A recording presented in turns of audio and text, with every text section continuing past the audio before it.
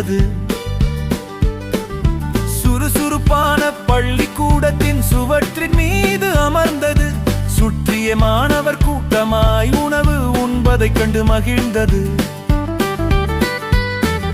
அதில் ஒரு மாணவன் கைதனில் இருந்த கடிகாரத்தையும் கண்டது. அதுபோல் தனக்கும் வேண்டும் என்று அதன் மனதில் ஆசை எழுந்தது.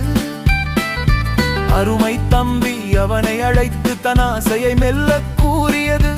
அன்பளிப்பாக கடிகாரத்தை பெற்று காட்டுக்குள்ளே நுழைந்தது.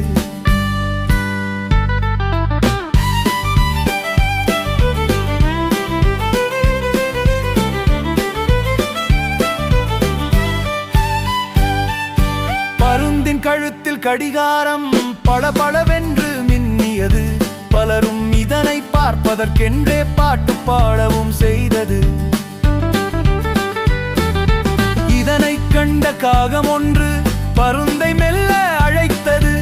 இதமாய் பாட்டு பாடும் நீயே பரதமாடேன் என்றது. காகத்தின் பேச்சை கேட்டு பருந்து காலை தூக்கி ஆடியது. அந்த வேகத்தில் கழுத்தில் இருந்த கடிகாரம் கிணற்றில் விழுந்தது.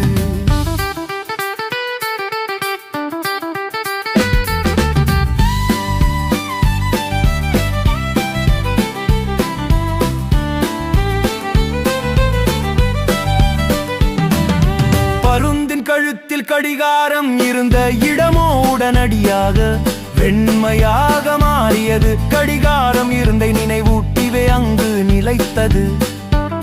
தன் ஆசையை அழித்த காகத்தை அடித்திட பருந்து துரத்தியது.